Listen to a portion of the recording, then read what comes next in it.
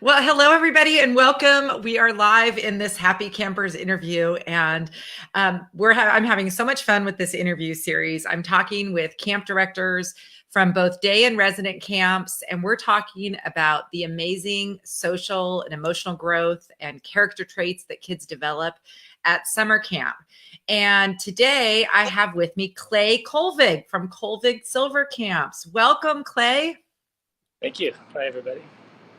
So, Clay, why don't you start? Well, first of all, if anybody was waiting for us to start, just once again, we had some minor technical issues, which seems to happen a lot with camp directors. And I think especially with Clay, who's a real backpacker, outdoorsy guy.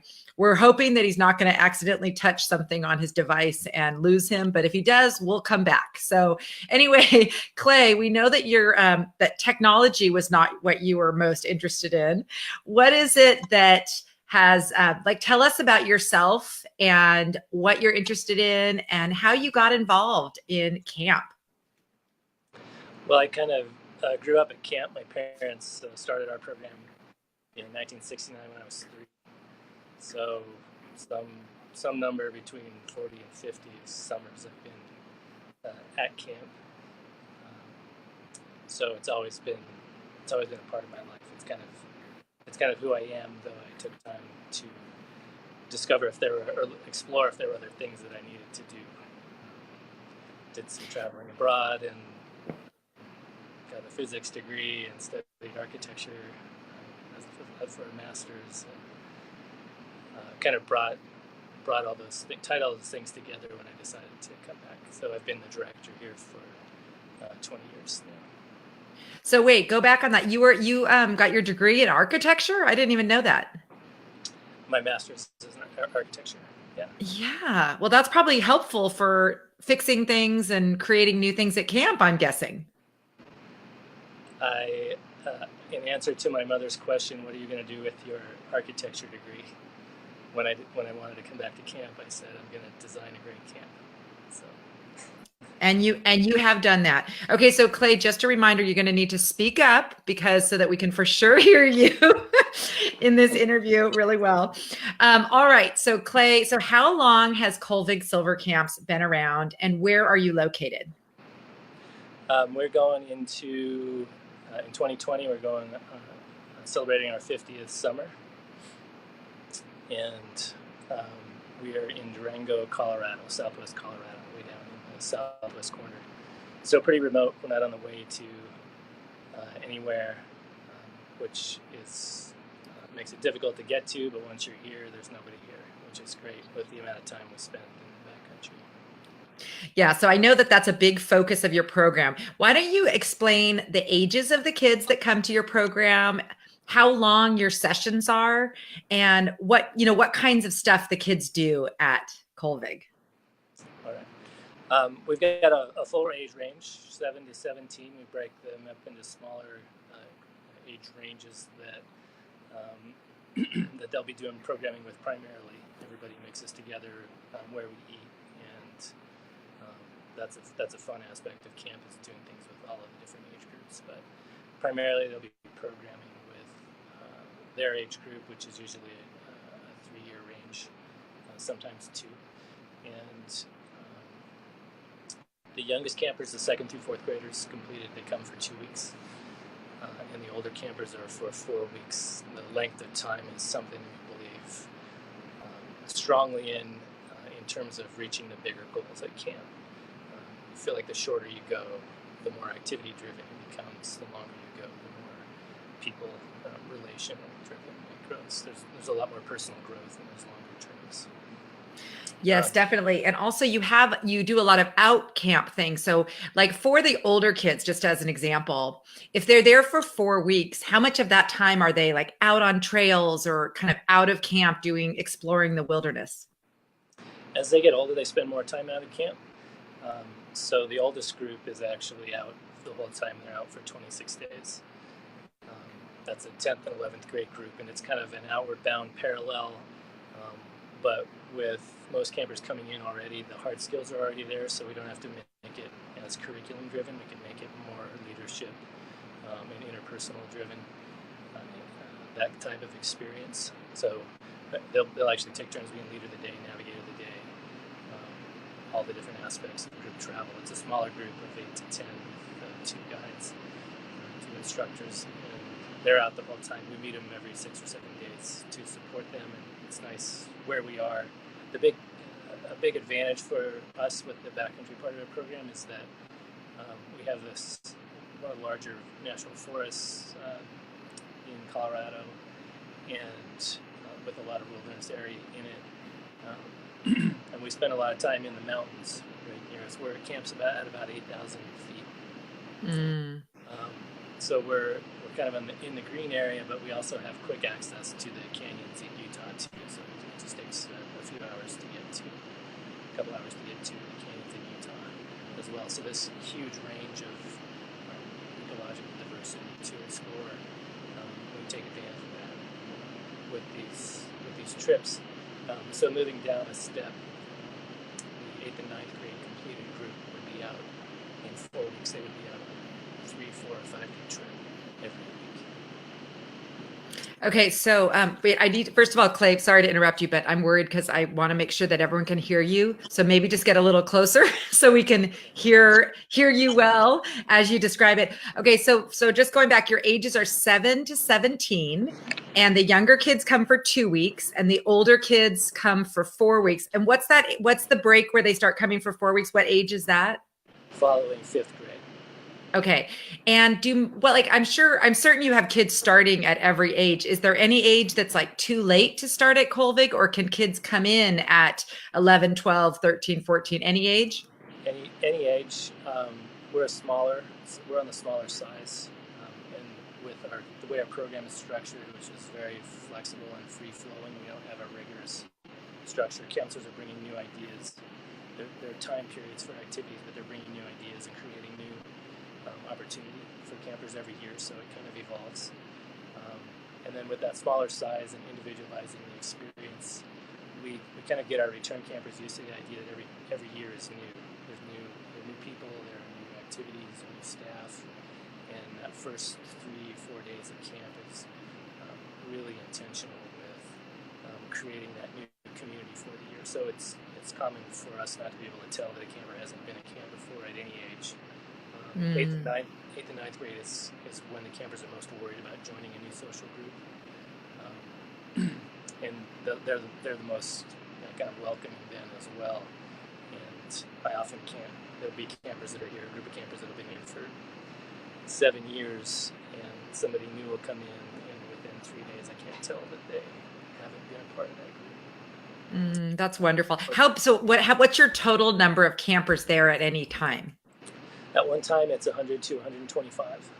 Okay. And so the kids probably know everybody. Do they get to know pretty much everybody in camp pretty well? That's a big goal, and that's kind of what our size.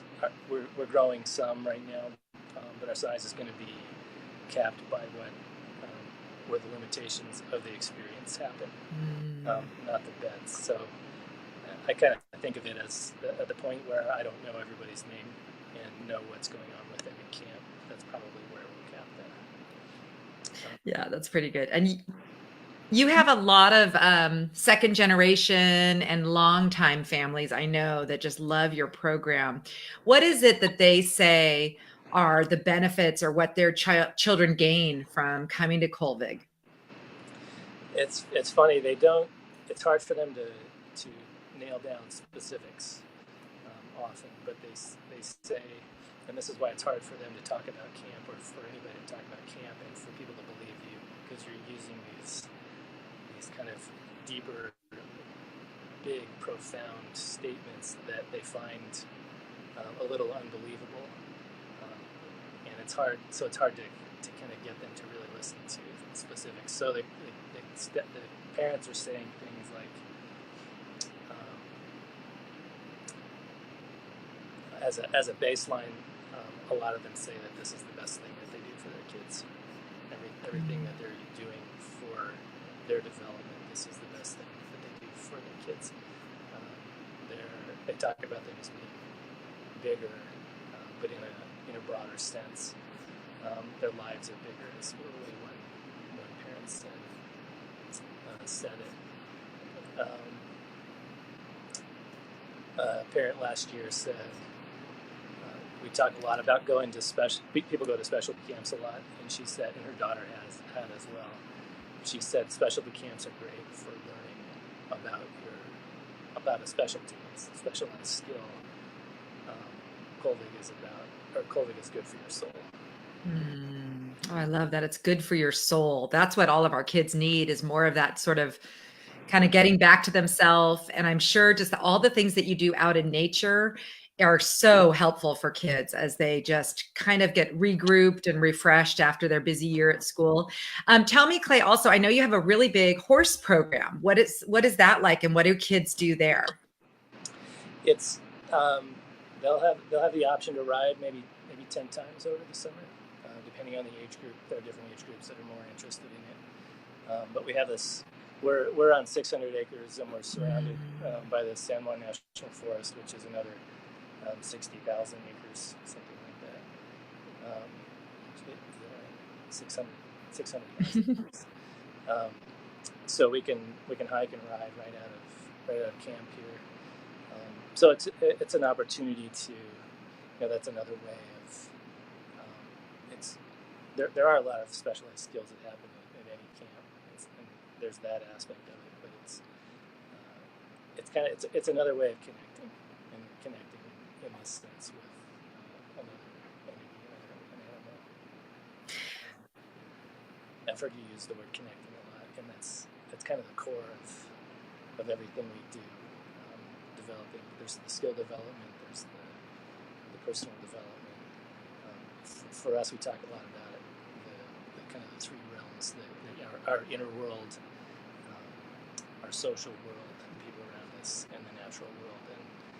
And a good camp program is going to help you become more aware of, connect with, be a steward of, feel more a part of all three of those things, understand those aspects of your life better, and that's going to lead to more confidence and comfort with and capability with yourself, and just kind of a general. That's how I would define happiness. If we say that we want our kids to be happy, that seems like that's the core of what will lead to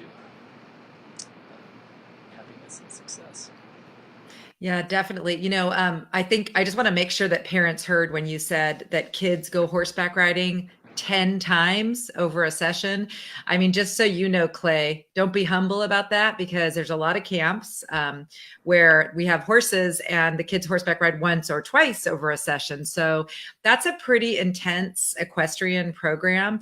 Do you do mostly, is it Western riding? What kind of riding do you do? And is it, do you go out on trails? Do you do ring work? What do you do in your horse program?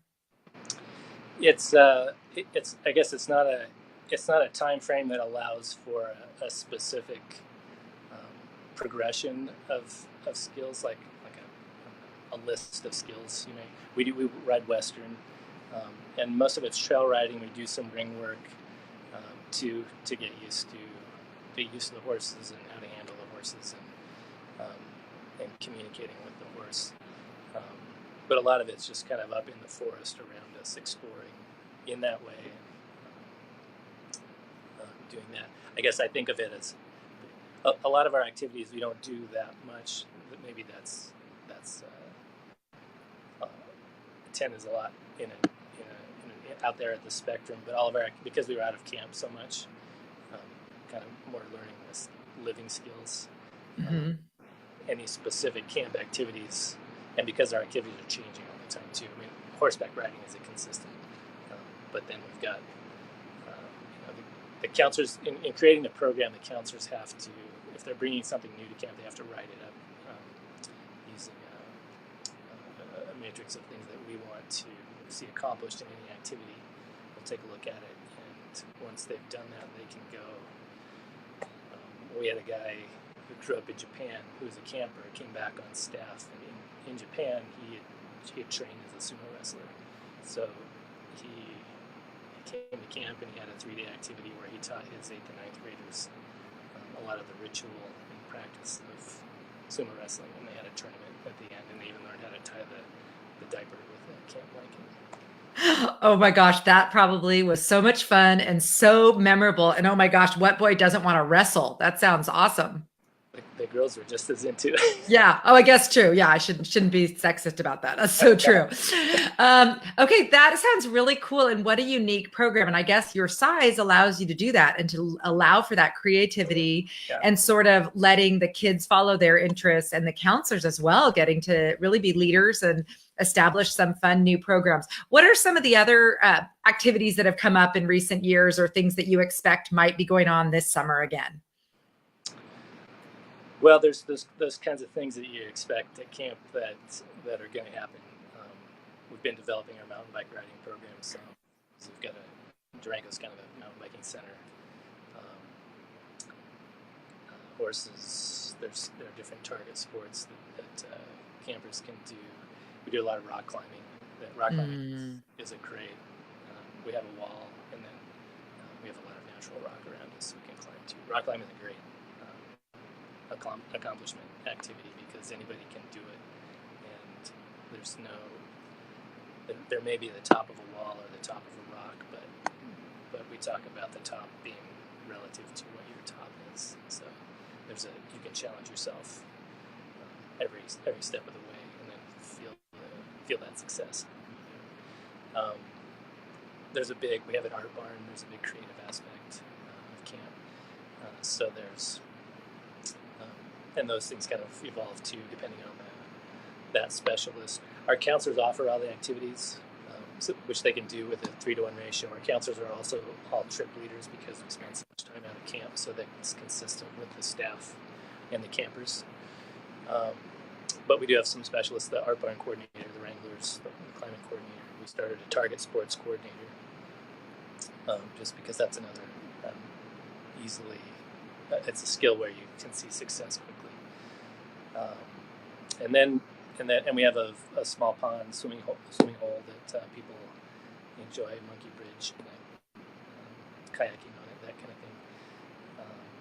thing. And then from those things, then there's just anything is possible with that 3-to-1 staff ratio, and the staff enjoying the idea that they get to create programming. It can be, you can have didgeridoo making. They made a Quidditch field a few years ago with the hoops. Apparently there are Muggle rules for Quidditch. You can play. We also have these kind of theme days that change every year, like a Jumanji Day or a Charlie and the Chocolate Factory Day, where everybody in camp gets together and mix ages and do some big crazy adventure all day. And then we want to develop the spiritual side too, so there's some quiet time, some reflection time, processing, some ritual times, and then a lot of this happens on the trips as well. Processing is a big part of camp. You have to process everything for it to really settle in, and with that time frame, 4 weeks, you have time to process, which is something that's hard to find back in the quote real world. Yeah, absolutely. So I'm guessing I know the answer to this question, but what kind of screens do your campers have with them during camp? None. Yeah. And it's not that we're anti-tech. They're going to be on screens when they go home. What we're looking for is to have let them explore, provide a place where they can explore authentic relationships and communication, and hopefully take that back to their screens so that they don't fall into some of the more negative traps, and actually hopefully add positive attributes to their social interactions for the people who didn't get to go to camp. Sure, absolutely. So you've kind of covered a lot of things. I'm wondering if a parent is watching and listening about Colvig Silver Camps and sort of the program, what kinds of kids do you think you benefit most? Or if someone is a new family, what are some, like, what's it like for someone coming for the first time? You mentioned that everyone's pretty welcoming, but what kind of kid do you think thrives most? Is it kids who are really wanting to do that outdoor adventure thing. Like for the older kids, I'm thinking that this is a really good alternative to something like an Outward Bound, because you also have that home base and kind of the family and traditional camp aspect in addition to the kind of adventure outdoor thing. Is that accurate? That aspect of it, I would agree with it. There's the family, the camp feel to um, that, and a stronger base that you don't find with those other programs. Are great for when you get older. We find we have campers who come here, do our program, and then do those, and come back and say they pretty consistently now they say that we were as rigorous, but we also had this family feel. In answer to the type of camper, I think what we're trying to do always, because we individualize it, is we're always trying to explore diversity of experience, that will hopefully someday include diversity of culture, or more of a diversity of culture. But a lot of cultures haven't discovered camp yet. But if we're set up to already to celebrate differences in diversity of experience, then any diversity can come into play and camp and be comfortable, and has. So we and another kind of another dichotomy that we run into a lot is people wonder, like, is camp for extroverts or introverts or both? And we want to be addressing all opportunity. I was an introvert. I am an introvert, but I was able to learn how to be other things at camp, where you don't have that opportunity to explore those things in many arenas outside of camp anymore. And in terms of new people coming, I had a first-year camper at the end of the term tell me once that now it felt like home. Now camp felt like home. So it is really important to be welcoming. We're not going to progress the whole group, which means we're not going to progress individually if we don't have everyone along for the ride. Sure. Yeah, it seems like a really warm and welcoming culture. So I don't think parents need to worry that even if their child is, on the quiet side, not really aware of what outdoor activities they like, they can still come and have, I'm sure it might even be more transformational for those kids who aren't used to doing any of these things to be experiencing them for the first time. That's what I imagine. What do you think? It is. You see a lot more transition for the campers that have been here before. It settles in more, though they don't. We have people coming through camp who, because of the friends they make here, the depth of that friendship, they may not back home. They may not go outside much, or be that person who would do a 26-day backpack, but they come do it. They come do pathfinding because of a set of friends, and as they progress. Through, they tell me this a lot. They begin to appreciate more and more what's going on in the backcountry, doing these harder things, challenging themselves, as they become more aware and critical of themselves and where they're headed. Not critical, but aware, like self-aware and sort of like knowing themselves. Yeah. And trying to define their search. They begin to see, as they get older, more and more about why this is valuable for them. And then we have staff coming back. I had a staff person at the beginning of the summer one time. In introductions, they're asked to tell everybody why they're here. And the staff person said, because I've realized through my camp experience, I know what's good for me. Mm-hmm. That's really beautiful. Clay, we have a live viewer, Stephanie McDonald, who is a huge fan of you and Colvig. And she says that Colvig Silver Camp is the antidote to technology and screens. We chose Colvig Silver Camps for their focus on connecting with nature and each other. My kiddo misses Floppy. Who's Floppy? The names change for the animals. Sometimes the younger kids take care of the animals. I think that's a horse. Okay, that's what I was guessing. We we rent some of the horses. So Yeah. Okay. Yeah. And then she also said, cannot say enough good things about Clay and Colvig Silver Camp. So that's really awesome just to hear from, from directly from your families. And I know you hear a lot from families about just the huge impact your program is having on these, life-changing really for these kids who are coming through your program. And I'm guessing for many of them, some of this is the very first time and the only time that they've had this chance to be really, really deep out in nature. One thing I want to make sure people heard is about your rock climbing program, because many kids have been to like a rock climbing gym or climbed on a wall. And I know you have a wall, but you actually are climbing on real rock. So it's like real rock climbing, and something that is a sport that many kids I know who come to your camp probably continue to pursue outside of Colvig. Is that accurate? Yeah, and kind of in a general sense, just being outside.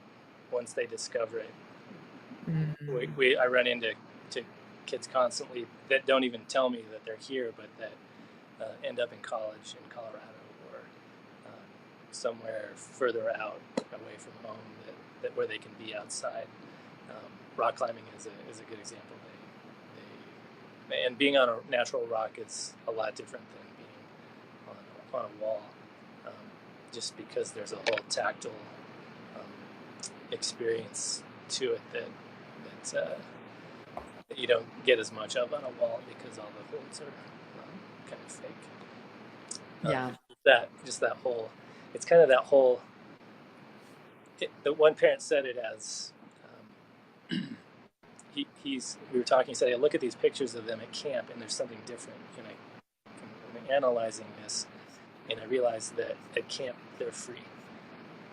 And we talked about what that meant. And it's free to explore new things, freedom from technology, freedom from negative social constructs or influences.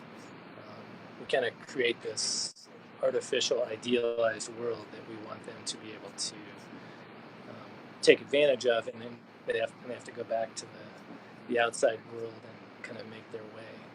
And that aspect of it is one of the things that the parents appreciate most about camp, is that they're free here. The core of it is they're free to be themselves, to explore themselves, and they come back with more confidence to go do that study abroad, or to try that new activity or club, though they've never done that before, or to really focus on something that they've been wanting to, and be able to let go of other things that they were holding on to that now don't seem as important. Yeah, I honestly, like what you just said is the whole reason I'm doing this series, because I think I really want parents to understand that it's not just the experience of camp is not just the 2 weeks or the 4 weeks or however long the kids are there.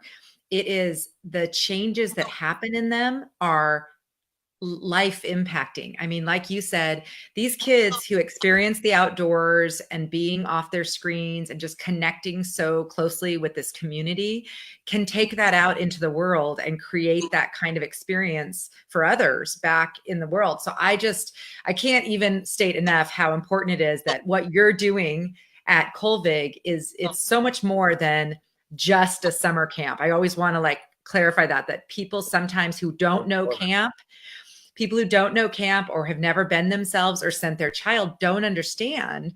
They think it's just like another activity, like everything else they do. And it's so much more than that. And I think you said that really well when you talked about that freedom, that coming back to themselves, that leaving different than they arrived. I mean, that's the magic of this thing, right? For kids, a lot, it's the freedom to just to play and be kids. The younger you go, the more important that is.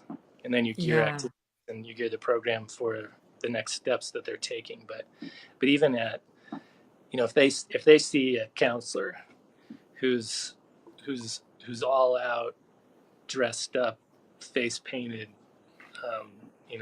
their whole body's blue, this kind of stuff, if they see that this counselor can let go, this person, that it's not their parents, it's a different relationship. It's someone closer in age that they can look up to, they know cares about them, but they have a different kind of connection with, if they see them modeling that ability to let go and have fun. All these things address the issues that we or that the world out there is seeing, anxiety, and well, I guess a lot of it is anxiety based, but it's why you continue to see these kind of larger, deeper named therapists coming back to camp, realizing that this is what's going on. Yes, we're getting mentioned in like every book. In fact, yesterday for my podcast, I interviewed Lisa D'Amour, who's written 2 books. One was Untangled, and the one coming out now is called Under Pressure. And they're both about raising teenage girls. Much of the stuff is also applicable to boys, but she has specialized in her practice with girls. And in both of her books, she mentioned camp. And in our interview yesterday, she talked about her older daughter who goes to a camp in Colorado and has an ongoing relationship with all her friends at camp where they really support each other all year. So like you said, here she is knowing the importance of camp and sending her own daughter for a long time each summer just because she knows the benefit. So you're right. People are catching on that some of the things that have been around for a long time, like camp, have become even more valuable now because this is more of a unique experience than it was when you think about 50 years ago when Colvig started. A lot more kids were playing outside and riding their own horses and doing all this stuff. And now very few kids are. So really, it's kind of amazing that what we do, and we've always known it's great, now is becoming on a bigger, it's becoming understood that, and the research is backing that this is a really important experience for kids. That's what's really nice is now we use all this big love camp language with people, and they don't hear it, but now the research is backing it up better. And I was talking to a parent last year who kind of came in, a father came in at the end of the slideshow, and his mother went to camp. The mother went to camp. His wife went to camp. So he was, to some degree, he was just along for the ride. But he was quickly learning the value of this through his 3 kids. And we were talking about what you said, what used to happen, were these opportunities to socialize, to set goals, and try and figure yourself out how to reach them, to negotiate social situations within a group without interference from the adults, the experts, and so we kind of where the end of the conversation was kind of a realization that camp is the new neighborhood, because those opportunities aren't there. Where you used to, he was talking about what he used to do in his neighborhood that allowed him to learn these things on his own to some degree. Yeah, absolutely. I've been comparing camps to villages, which is the same idea that they're finding these blue zones in the world where people live the longest, and everyone was trying to research whether it was the Mediterranean diet or whatever. Turns out that the only thing that really is the most highly predictive of a long life is relationships and connection. And the reason that these communities, these blue zones, people are smoking, they're like 106 years old and they're smoking, but they have like neighbors visiting them. Not that I want to promote unhealthy activities. However, it's just an interesting thing that we are so focused for ourselves and our kids on all these health things, like food and exercise, when the best thing for our health is community. And so camp it's like the old community of yesteryear and village or whatever. So I've been thinking a lot about how much camp has in common with the small village or the old neighborhood, or, Mayberry. Remember our what was that show with Andy Griffith? Yeah. And I mean, we all just there's a country music song that I love, which I miss Mayberry, sitting on the porch. And I think of camp that way. We're all saying hi to each other. It's just like a little community neighborhood. It's so great. Hey, Clay, what else do you want to share about Colvig that I have forgotten to ask you about? Is there anything that we haven't touched on that you want to make sure people know? I think we've hit the kind of the main things that I wanted to in terms of the value of camp in general, and then the things that um, distinguish us.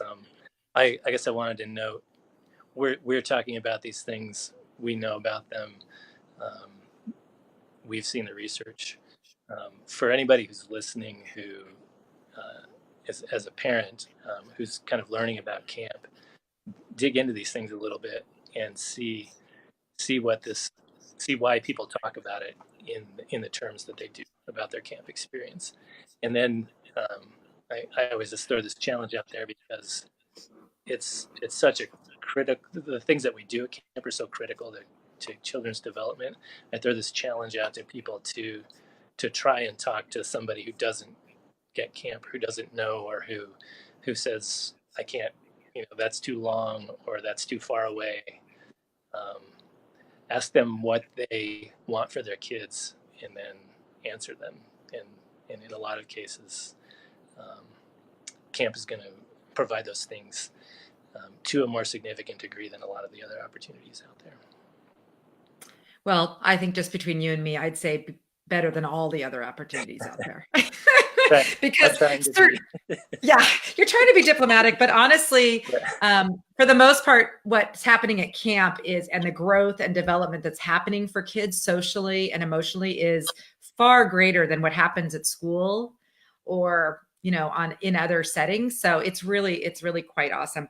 Well, Clay, you are the real deal. We've been friends for a long time, and I will reflect upon seeing the one photo you posted in the month of September, I think, which was you out on a backpacking trip by yourself after camp, being out in the wilderness. So of the many camp professionals I know, and I know quite a few, I think of you as just really, I mean, you are the role model for those campers that you take out in the wilderness. You do it yourself. You're so good at it. You're so experienced, and 100% parents should trust you with their kids and sending them out into the wilderness and just discovering nature and discovering themselves. And so I'm just so happy that we met each other, and I'm so happy that your program is still around and providing the same awesome experience that you have for so many years. So thanks so much for being on the Happy Campers interview series, Clay.